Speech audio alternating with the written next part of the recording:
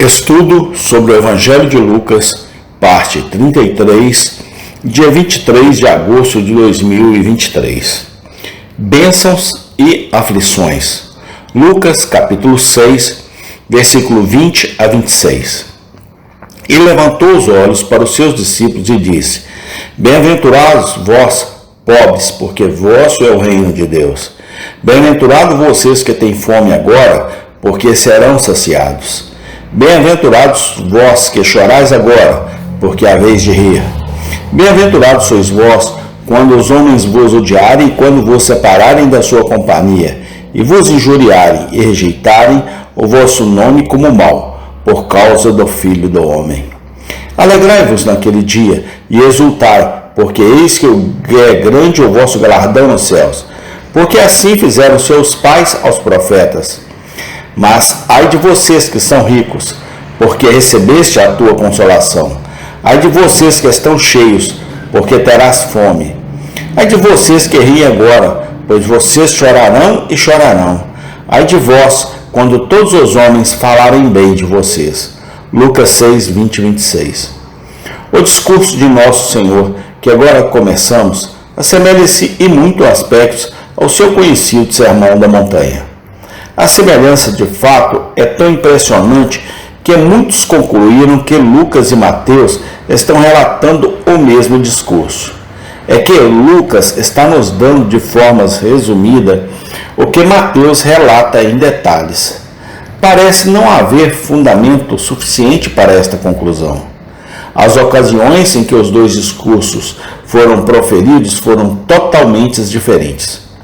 A repetição de nosso Senhor da mesma grande lição, quase com as mesmas palavras, em duas ocasiões diferentes, não é nada extraordinário. Não é razoável supor que nenhum de seus poderosos ensinamentos tenha sido entregue mais de uma vez. No presente caso, a repetição é muito significativa. Mostra-nos a grande e profunda importância das lições que contêm os dois discursos. Vamos primeiro notar nestes versículos quem eles são, quem o Senhor Jesus declarou bem-aventurado. A lista é notável e surpreendente. Ele destaca aqueles que são pobres e aqueles que têm fome, aqueles que choram e aqueles que são odiados pelos homens. Essas são as pessoas a que o grande cabeça da igreja diz: Bem-aventurado você. Devemos tomar cuidado para não entender mal o significado de nosso Senhor quando lemos essas expressões. Não devemos nem por um momento supor que o mero fato de ser pobre, faminto, triste e odiado pelo homem dará a qualquer um o direito de reivindicar o interesse na bênção de Cristo. A pobreza aqui mencionada é uma pobreza acompanhada pela graça. A necessidade aqui mencionada é uma necessidade implicada pela fiel adesão a Jesus. As aflições aqui mencionadas são as aflições do Evangelho. A perseguição aqui mencionada é perseguição por causa do Filho do Homem. Tal necessidade e pobreza e aflição e perseguição foram as consequências inevitáveis da fé em Cristo no início do cristianismo. Milhares tiveram de desistir de tudo neste mundo por causa de sua crença em Jesus. Era o caso deles que Jesus tinha especialmente em vista nesta passagem. Ele desejava supri-los e a todos os que sofrem como eles por causa do Evangelho, com conforto e consolo especiais. Observemos, em segundo lugar, nesses versículos, quem são eles a quem nosso Senhor dirige as palavras solenes. Ai de vós! Mais uma vez lemos expressões que à primeira vista aparecem as mais extraordinárias. Ai de vocês que são ricos! Ai de vocês que estão cheios! Ai de vocês que riem! Ai de vocês quando todos os homens falarem bem de vocês! Ditos mais fortes e cortantes do que estes não podem ser encontrados no Novo Testamento. Aqui, no entanto, não menos do que nos versículos anteriores, devemos tomar cuidado para não entendermos mal o significado de nosso Senhor. Não devemos supor que a posse de riquezas, um espírito de alegria e a boa palavra do homem sejam necessariamente provas de que as pessoas não são discípulos de Cristo. Abraão e Jó eram ricos. Davi e Paulo tiveram suas épocas de regozijo. Timóteo era alguém que tinha um bom relatório dos que estavam de fora. Todos estes, sabemos, eram verdadeiros servos de Deus. Todos estes foram abençoados nesta vida e receberam a bênção do Senhor no dia de sua vinda. Quem então são as pessoas a quem nosso Senhor diz: ai de vós? Eles são os homens que se recusam a buscar tesouros no céu, porque amam melhor as coisas boas deste mundo e não desistirão de seu dinheiro se a necessidade exigir, por amor de Cristo. Eles são os homens que proferem as alegrias e a assim chamada felicidade deste mundo, a alegria e paz na fé, e não arriscará a perda de um para ganhar o outro. Eles são aqueles que amam o louvor do homem mais do que o louvor de Deus e darão as costas a Cristo em vez de não se relacionarem com o mundo. Esses são os tipos de homens que nosso Senhor tinha em vista quando pronunciou as palavras solenes: ai, ai de vós. Ele sabia bem que havia milhares dessas pessoas entre os judeus, milhares que, apesar de seus milagres e sermões, amariam o mundo mais do que ele.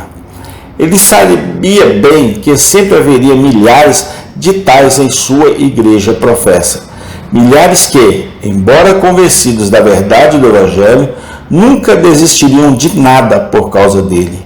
A todos esses, ele dá uma advertência solene: ai, ai de você. Uma lição poderosa se destaca claramente na face desses versículos. Que todos nós coloquemos isso no coração e aprendamos a sabedoria. Essa lição é a total contrariedade entre a mente de Cristo e as opiniões comuns da humanidade. Toda a variação entre os pensamentos de Jesus e os pensamentos predominantes do mundo. As condições de vida que o mundo considera desejáveis são as mesmas condições sobre as quais o Senhor pronuncia ais. Pobreza, fome, tristeza e perseguição são as mesmas coisas que o homem trabalha para evitar. Riquezas, plenitudes, alegria e popularidade são precisamente as coisas que os homens e mulheres estão sempre lutando para alcançar. Quando tivermos dito tudo na forma de qualificar, explicar e limitar as palavras de nosso Senhor, ainda restam duas afirmações abrangentes que contradizem categoricamente a doutrina atual da humanidade. O estado de vida que nosso Senhor abençoa, o mundo cordialmente não gosta. As pessoas a quem nosso Senhor diz ai de vós são as mesmas pessoas que o mundo admira, louva e imita. Este é um fato solene. Deve suscitar grandes indagações de coração dentro de nós. Deixemos toda a passagem com uma honesta autoindagação e autoexame. Perguntemo-nos o que pensamos das maravilhosas declarações que contém. Podemos concordar com o que nosso Senhor diz? Somos unânimes com Ele? Acreditamos realmente que a pobreza e a perseguição suportada por amor de Cristo são bênçãos positivas? Acreditamos realmente que as riquezas e os prazeres mundanos e a popularidade entre os homens, quando buscados por mais do que a salvação ou proferido ao louvor de Deus, são uma certa maldição? Nós realmente pensamos que o favor de Cristo, com problemas e perseguição do mundo, é melhor do que ter dinheiro, alegria e um bom nome entre os homens, sem Cristo? Essas são perguntas muito sérias e merecem uma resposta muito séria. A passagem diante de nós é eminentemente uma que testa a realidade de nosso cristianismo. As verdades que contém são verdades que nenhum homem não convertido pode amar e receber.